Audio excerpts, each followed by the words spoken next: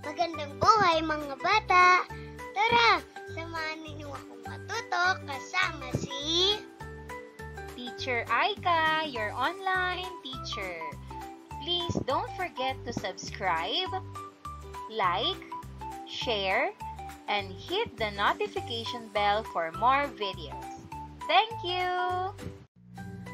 Matatag Curriculum, Filipino, Grade 4, Quarter 3, Aralin 6. Ang ating paksa ngayong araw ay tungkol sa Kwentong Kababalaghan.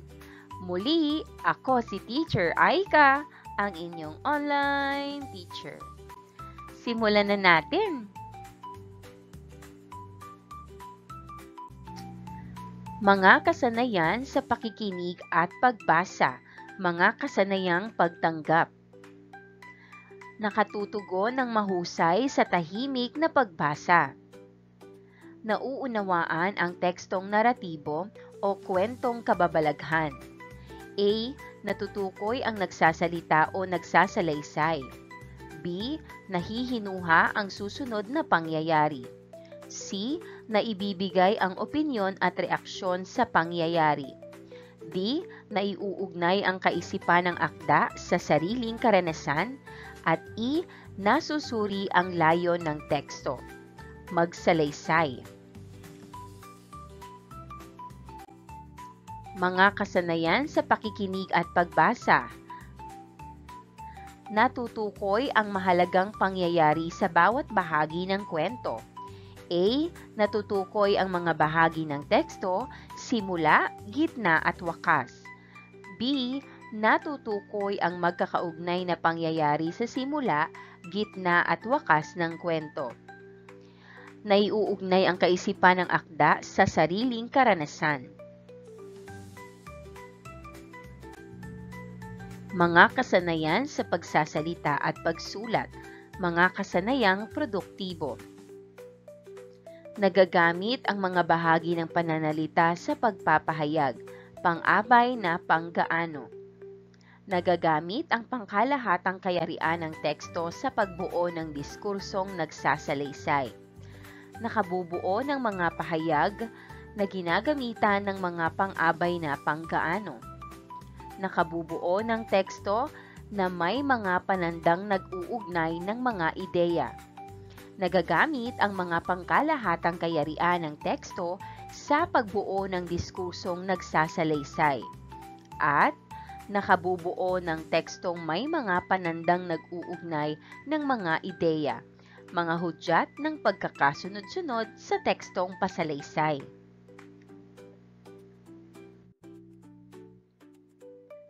Mga kasanayan sa panonood at presentasyon, na ilalarawan ang ipinahihiwatig na kahulugan ng mga elementong biswal, linya, hugis, kulay, espasyo, pag-aanyo at direksyon.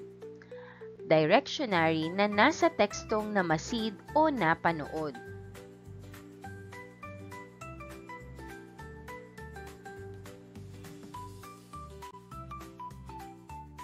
Mga nilalaman, akdang naratibo, kwentong kababalaghan. Mga kaugnay na paksa, wika, pang-abay na panggaano, pagbuo ng tekstong pasalaysay. Tekstong biswal gaya ng teksto, memes, logo, icons, barcode, QR code, cartooning at iba pa.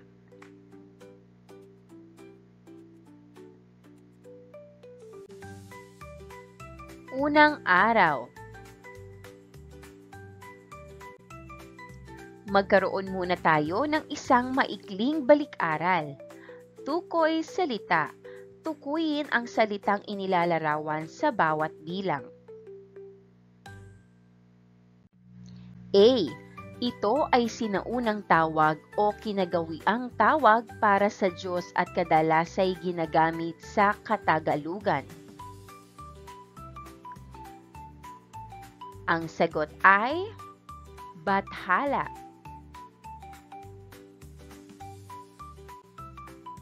B.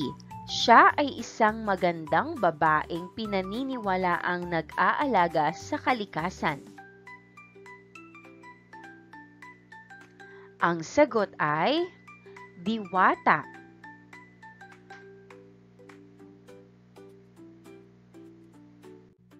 C.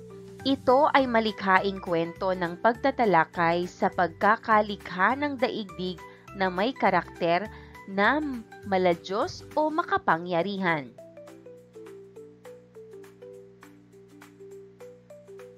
Ang sagot, mito.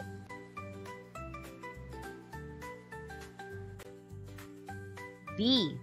Siya ay Diyos ng mga ninuno sa Ifugao at pinaniniwalaang nakatira sa ikalimang pinakamataas na lugar ng daigdig. Ang sagot, Kabunyan.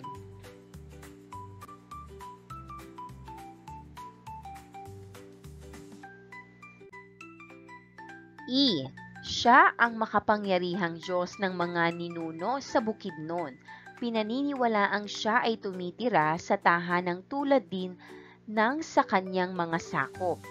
May kapangyarihan siya at nasasakop niya ang ibang maliliit na Diyos at Diyosa. Ang sagot ay mababaya.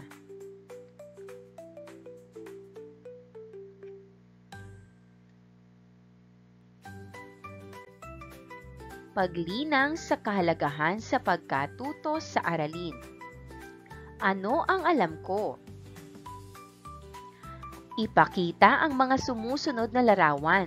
Papiliin ang mga mag-aaral ng mga larawang kaya nilang kilalanin o may alam silang kwento tungkol sa mga ito. Itanong kung paano sila nagkaroon ng kaalaman sa mga ito.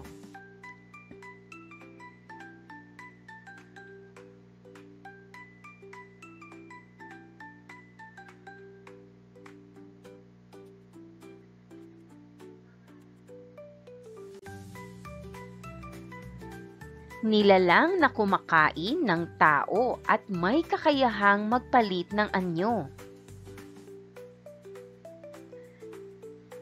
Ang sagot ay aswang.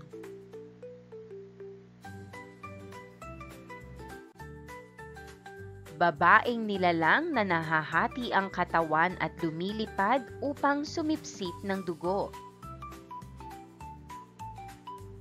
Ang sagot ay manananggal.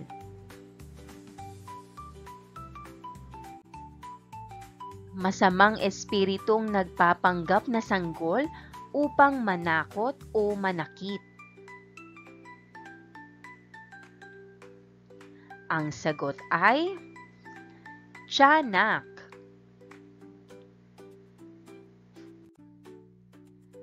Malaking nilalang na naninirahan sa puno at mahilig sa sigarilyo. Ang sagot ay kapre.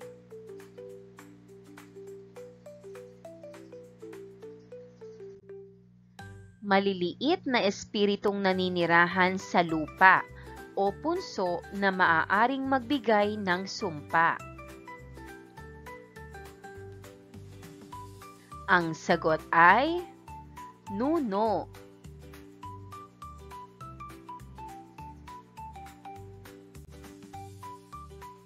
Taong gumagamit ng itim na mahika upang manakit o magpahirap sa iba.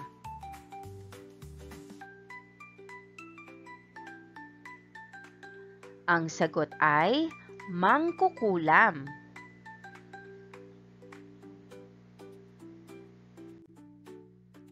Taong may kakayahang makita o hulaan ang hinaharap. Ang sagot ay manghuhula.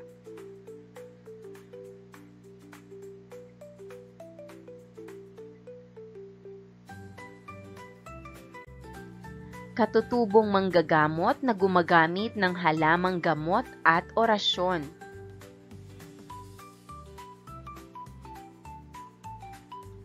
Ang sagot ay albularyo.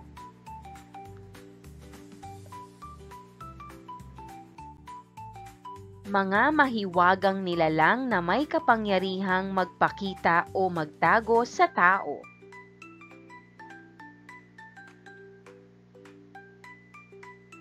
Ang sagot ay engkanto.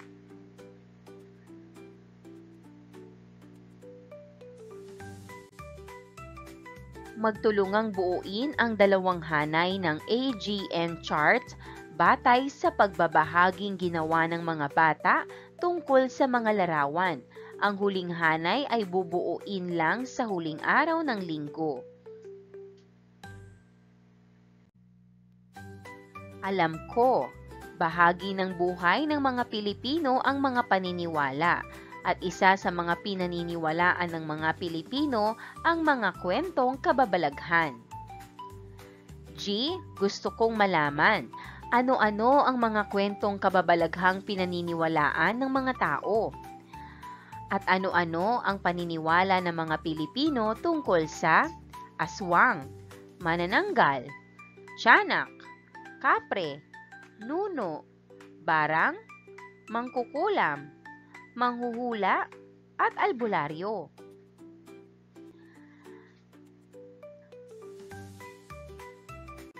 Paghawan ng bokabularyo sa nilalaman ng aralin. Oo, hindi, maaari, bakit? Basahin ang bawat pangungusap at sagutin ng oo, hindi o maaari ang tanong sa ibaba nito. Ipaliwanag kung bakit ganyan ang sagot mo. Pagkatapos, magbigay ng isang salitang maaaring maging katumbas ng salitang nasalangguhitan.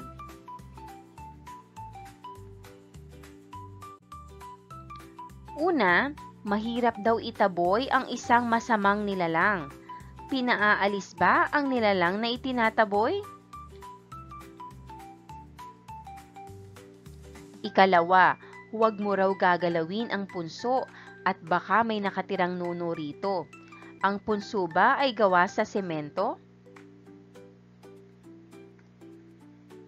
Ikatlo, ang albularyo ay nakatulong upang paalisin ang masamang espiritu. Nag-aral kaya ng medisina ang albularyo? Ikaapat, ang nuno ay nakita sa silong ng gusali. Sa itaas kaya ng gusali nakita ang nuno? Ikalima, nagpasalamat sila at nakalabas sila ng mahabang lagusan. Ang lagusan ba ay isang kwarto? Ika-anim, tinatanong siya subalit umiiling lang at umiiyak.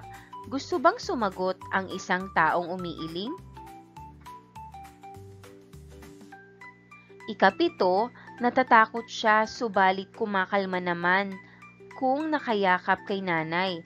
Nagsisigaw kaya ang isang taong kumakalma?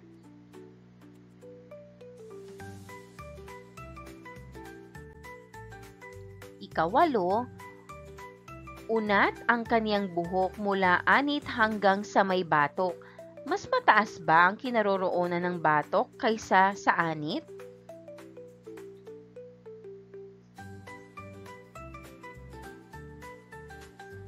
Ika-siyam, isinagawa ng albularyo ang orasyon upang magamot si ate.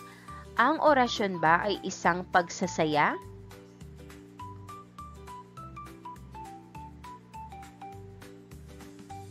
Ika-sampu, pagkatapos mapatawasan ng aking ate, nalaman naming na may nagkakagusto sa kanyang isang nuno.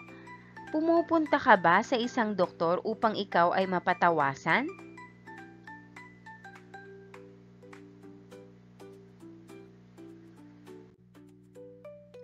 Ikalawa at ikatlong araw. Kaugnay na paksa bilang isa. Pagbabasa ng kwentong kababalaghan.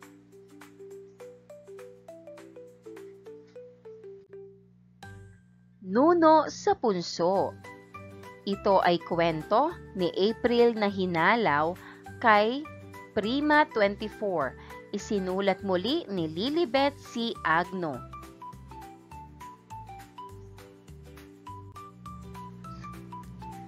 Naniniwala ka ba sa mga nilalang na hindi nakikita? Sa mga nilalang na tinatawag nilang engkanto? Sa mga duwende at sanuno sa punso? Sa mga albularyo, naniniwala ka rin ba? Batay sa aking mga naranasan at nasaksihan, masasabi kong naniniwala ako sa mga ganoong uri ng nilalang sa mundo. Naniniwala rin ako sa albularyong nanggagamot sa mga sakit na hindi nalulunasan ng mga doktor o hindi na pag-aaralan ng siyensya.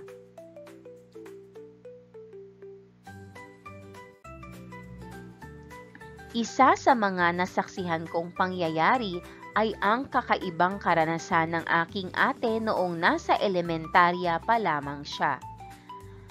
Dahil bata pa ako noon, hindi ko pa masyadong naiintindihan ang nangyari sa kanya. Ang alam ko lang ay may nagkagusto sa kanya na isang nilalang na tinatawag nilang nuno sa punso.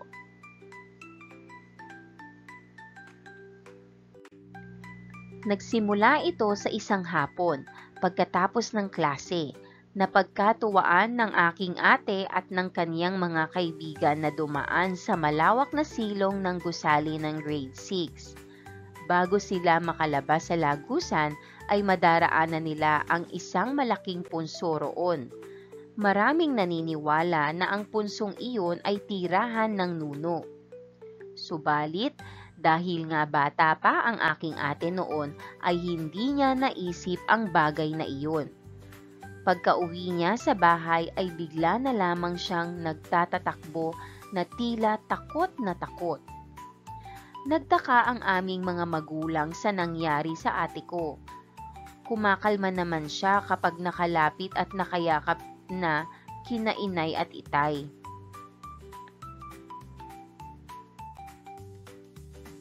Nang mga sumunod na araw, muling naulit ang pangyayaring ito. Bigla-bigla siyang tumatakbo, namumula ang balat at bakas sa mukha ang labis na takot habang nakatingin sa isang lugar na tila may nakikita siya. Tinatanong ang ate ko kung bakit pero umiiling lang siya at umiiyak na lang. Nagtagal iyon ng ilang linggo. Dahil sa labis na pag-aalala, kumonsulta sina inay at itay sa isang albularyo.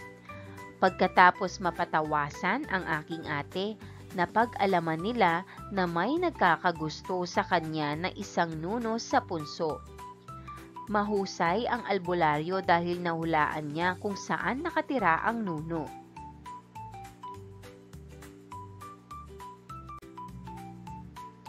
Nagustuhan daw ng nuno ang aking ate dahil sa kanyang buhok.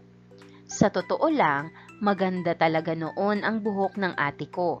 Iyon bang unat mula sa anit hanggang sa may batok, pagkatapos ay kulot sa ibaba. Humaba ito ng halos 2 talampakan at hanggang baywang. Ginamot ng albularyo ang aking ate. Gumawa siya ng orasyon ng ilang sandali. Ito ay itaboy ang nilalang na nagkakagusto sa kanya. At para hindi na siya makabalik, kinakailangang putulin ang buhok ng aking ate. Nakapanghihinayang man, pero sinunod ng aking magulang ang sinabi ng albularyo. Makalipas lamang ang ilang araw, ay bumalik sa normal ang lahat.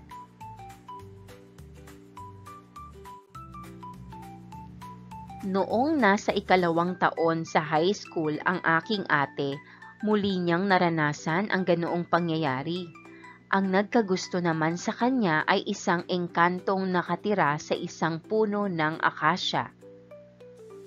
Minsan, nakita kong takot na takot ang aking ate dahil mayroon siyang nakitang isang nilalang sa kanyang tabi mismo at nakatitig sa kanya. Narinig kong umuungol ang aking ate na para bang nahihirapan siyang huminga. Namula rin ang kanyang balat, isinisiksik niya ang sarili sa tabi habang titig na titig sa isang lugar. Ipinagamot uli ang aking ate sa albularyong nakagamot sa kanya dati. Ginamot siya ng 2 buwan. Tumigil din sa pag-aaral ang aking ate ng 2 buwan. At tulad noon, gumaling naman siya.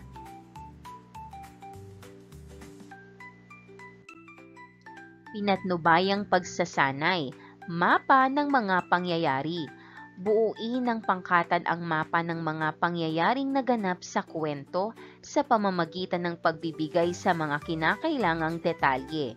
Bigyan ng pagkakataon ang mga mag-aaral upang ipakita sa klase ang kanilang ginawang mapa ng mga pangyayari. Paglalapat at pag-uugnay. Triad, humanap ng 2 kasama at magpalitan ng mga sagot sa mga tanong. Una, ano ang nangyari sa ate ni April? Ang sagot, nagkaroon siya ng kakaibang karanasan kung saan bigla siyang natatakot, tumatakbo at namumula ang balat. Napag-alaman na nagkagusto sa kanya ang isang nuno sa punso at isang engkanto. Ikalawa, ano ang ginawa ng kanyang mga magulang upang matulungan ang ate ni April? Ang sagot, kumonsulta sila sa isang albularyo upang mapatawasan ng ate ni April. Sumunod sila sa payo ng albularyo na putulin ang buhok ng ate ni April upang maitaboy ang nuno. Ikatlo, ano-anong kababalaghan ang nangyari kaugnay ng pagkakasakit ng ate ni April? Ang sagot, nagkaroon siya ng hindi maipaliwanag na takot at hindi malamang sakit. May nakita siyang nilalang na hindi nakikita ng iba. Paulit-ulit ang kanyang kakaibang karanasan hanggang sa gamutin siya ng albularyo. Ika-4, ano-anong bahagi ng kultura ng mga Pilipino ang naipakita sa kwento? Ang sagot, una, paniniwala sa mga lamang lupa tulad ng nuno sa punso at engkanto.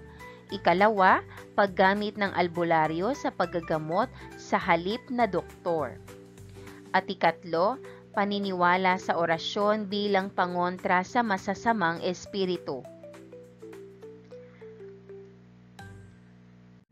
Ikalima, ano-anong bahagi ng akda ang maaari mong iugnay sa iyong sariling karanasan? Maaaring sagot, maaaring maiugnay ito sa mga narinig na kwento tungkol sa nuno sa punso o engkanto. Halimbawa, ang pagsasabi ng tabi-tabi po kapag dumaraan sa punso upang hindi makaistorbo sa mga naninirahan dito. Paglalapat at pag-uugnay.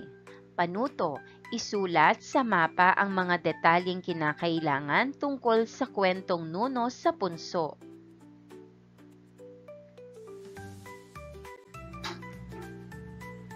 Narito ang mapa ng mga pangyayari. Sagutin kung sino, ano, kailan, saan, bakit, at paano. At narito ang kasagutan.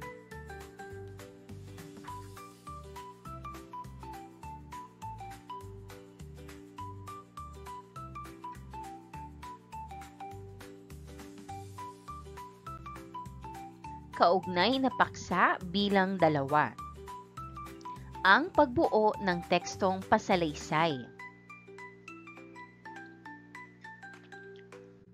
Pagproseso ng pag-unawa. Una, balikan ang mga konseptong natutuhan ng mga bata tungkol sa pagsulat ng karanasan.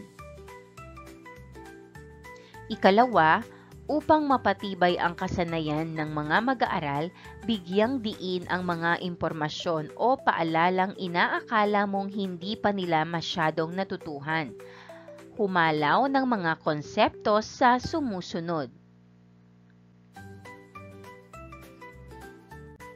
ang tekstong pasalaysay. Upang maging maayos ang pagkukwento, mainam na sundin ng mga baguhan ang tatlong bahagi ng tekstong pasalaysay: ang simula, gitna, at wakas.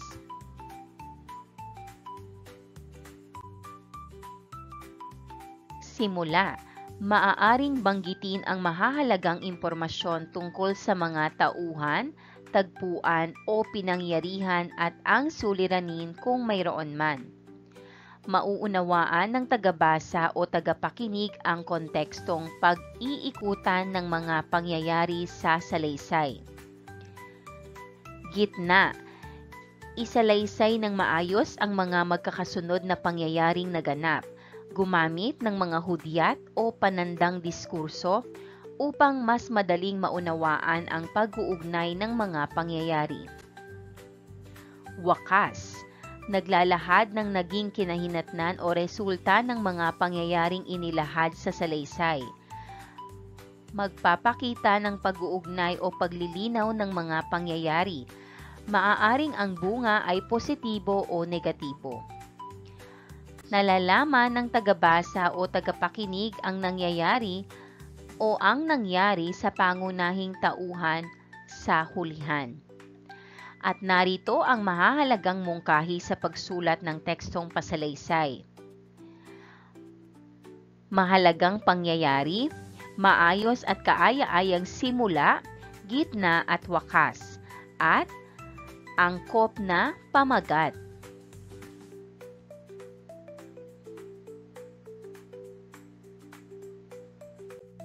Ikatlo, talakayin sa klase ang tungkol sa gamit at kahalagahan ng mga panandang diskurso o hudyat ng pagkakasunod-sunod ng mga pangyayari.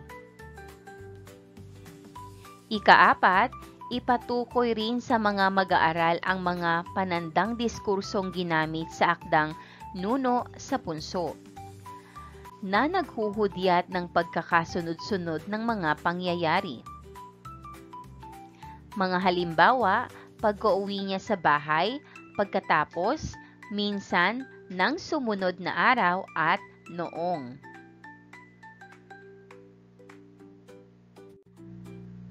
Gamit ang isinapinal na balangkas ng kwentong Nuno sa Punso, ipagawa sa klase ang tulong-tulong na pagsasalaysay sa kwento. Uumpisahan ng isa at itutuloy ng iba hanggang sa matapos ang kwento. Ipagamit ang mga panandang diskursong maghuhudyat ng pagkakasunod-sunod. Ipabidyo ang mga bata upang may gagamitin sa susunod na araw. Sa mga susunod na araw, bilang pagsisimula ng klase, hikayating ikwento ng mga mag-aaral ang mga karanasan, narinig, nabasa o napanood nilang totoong pangyayari na may kinalaman sa mga kababalaghan. Ikalima, pag-usapan ang iba pang hudyat ng pagkakasunod-sunod na maaaring gamitin sa pagkukwento.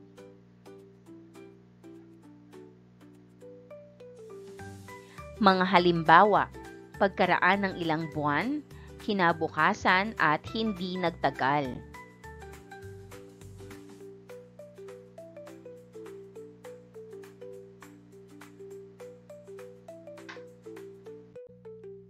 Ang tekstong pasalaysay. A. Balangkas ng kwento. Pangkati ng klase at magpagawa ng balangkas ng kwentong Nuno sa Punso sa pamamagitan ng pagpapapuno ng mga pangyayari sa grapikong larawan.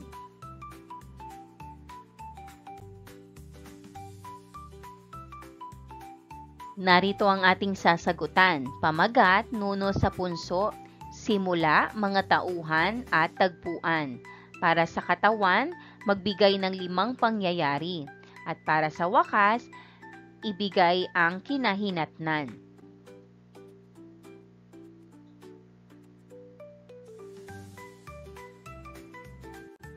Ang pamagat ng ating kwento ay tungkol sa Nuno sa Punso. Ang simula ay mga tauhan, ate, biktima, nuno sa punso, inay, itay at albularyo.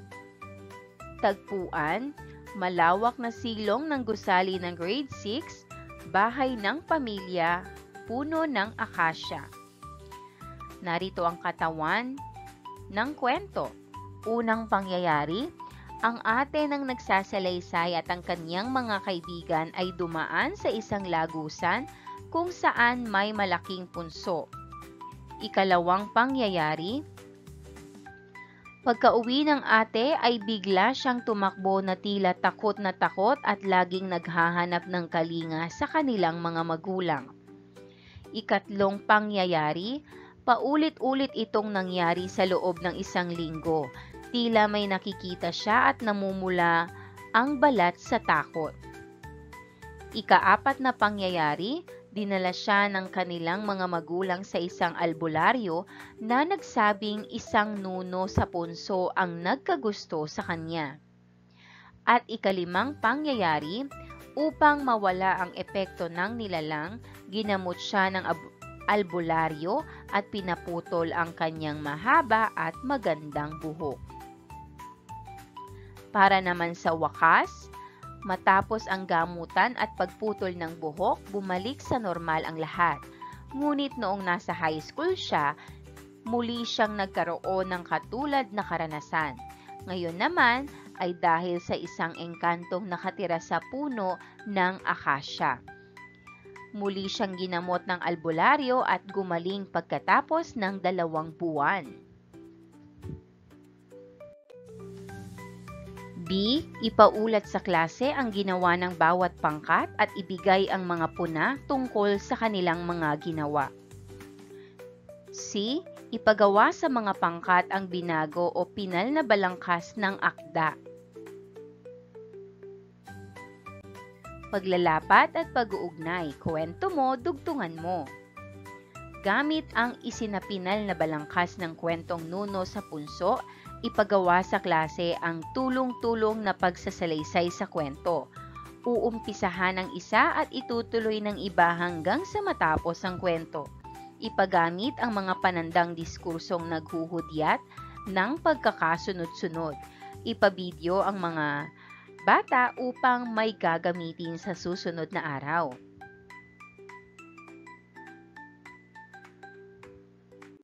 Kaugnay na paksa bilang 2. Pang-abay na panggaano. Pagproseso sa pag-unawa. Pang-abay na panggaano sa pabuod na paraan. Una, humalaw ng mga pahayag na naglalaman ng pang-abay na panggaano mula sa akdang nuno sa punso. Narito ang mga pahayag. Una, nagtagal iyon ng ilang linggo. Ikalawa, humaba ito ng halos 2 talampakan. Ikatlo, gumawa siya ng orasyon ng ilang sandali. Ika-4, ginamot siya ng 2 buwan. At ika-5, tumigil din sa pag-aaral ang aking ate ng 2 buwan. Ikalawa, ipasuri ang mga pahayag. Una, nagtagal iyon ng ilang buwan. Ang ilang linggo ay tumutukoy sa tagal ng panahon. Ikalawa, humaba ito ng halos 2 talampakan. Ang halos 2 talampakan ay nagpapakita ng sukat o haba. Ikatlo, gumawa siya ng orasyon ng ilang sandali. Ang ilang sandali ay nagpapahiwatig ng tagal ng oras.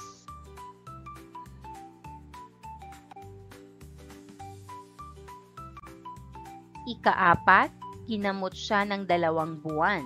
Ang 2 buwan ay tumutukoy sa haba ng panahon ng gamutan. At ika-5, tumigil din sa pag-aaral ang aking ate ng 2 buwan. Ang 2 buwan ay nagpapakita ng tagal ng panahon ng pagtigil sa pag-aaral.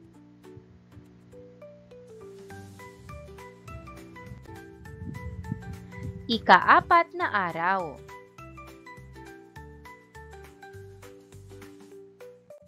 Pagsusulit, panuto, punan ng angkop na pang-abay na panggaano ang bawat pangungusap.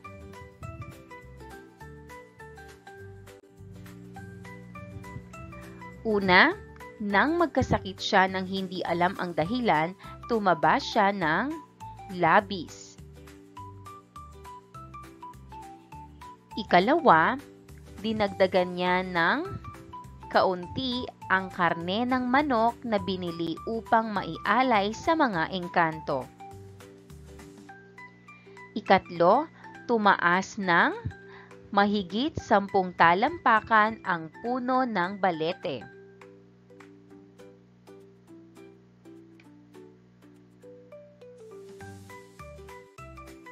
Ika-4, tumagal ng ilang buwan ang pagiging matatakuti ni Ella dahil sa mga kakaibang naririnig niya sa paligid. At ika-5, pinabawasan niya ng bahagya ang telang ipinambalot sa alay.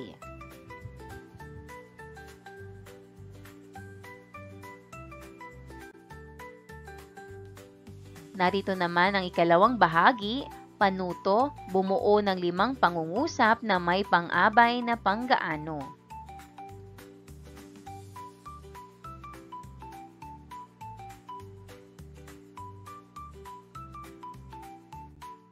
Pabaong pagkatuto, ipabuo ang AGN chart mula sa mga napag-aralan o napagnilayan ng mga mag-aaral.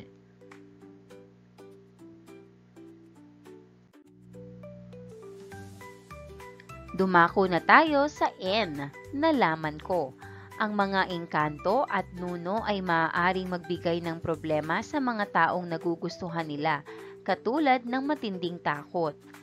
Ang albularyo ay maaaring makatulong sa mga taong may problema dulot ng mga kakaibang nilalang katulad ng nuno at engkanto.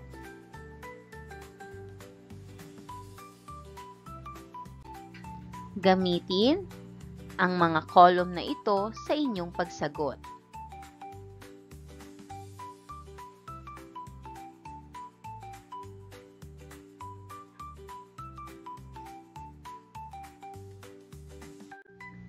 Pagninilay sa pagkatuto, buuin ang talaan sa ibaba. Gawin ito sa iyong kwaderno.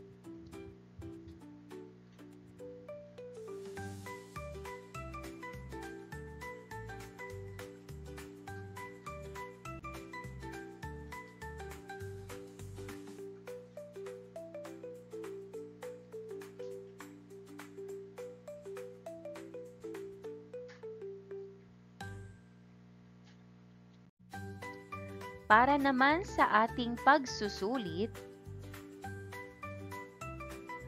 tama o mali. Isulat ang tama kung ang pangungusap ay wasto at mali kung ito ay hindi. Una, ang mga kwentong kababalaghan ay palagi nating nararanasan sa araw-araw na buhay. Ang sagot, mali. Ikalawa, ang nuno ay isang nilalang na malahigante ang laki. Ang sagot, mali. Ikatlo, ang mga pang-abay na panggaano ay nagsasaad ng kulay at anyo. Ang sagot, mali.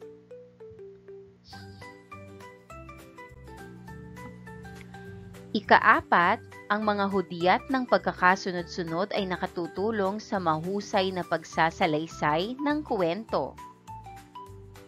Ang sagot, tama. Ika-5, ang mga bahagi ng isang teksto ay simula, gitna at wakas.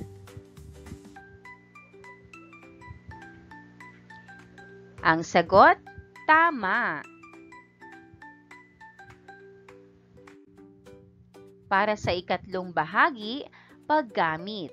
Sumulat ng 5 pangungusap tungkol sa mga nasaliksik mong kwentong kababalaghan. Gumamit ng mga pang-abay na panggaano.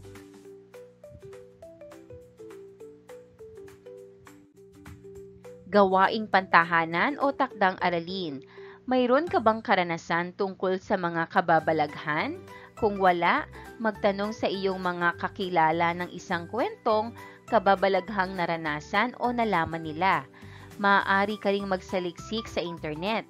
Itala sa grapikong larawan ang mahahalagang impormasyon o pagkakasunod-sunod ng mga pangyayari. Maglagay na rin ng angkop na pamagat ng iyong kwento.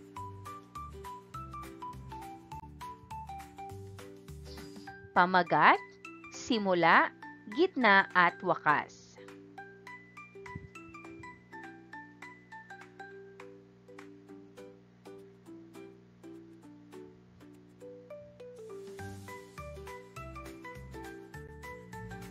Maghanda sa pagsasalaysay sa klase tungkol sa sarili o nasaliksik mong karanasan. Sikaping gamitin ang mga pang-abay na panggaano at mga hudyat ng pagkakasunod-sunod sa tekstong pasalaysay. And that wraps up today's lesson. If you enjoyed this video and want to see more content like this, don't forget to hit the subscribe button and ring the bell so you never miss an update. Thanks for tuning in.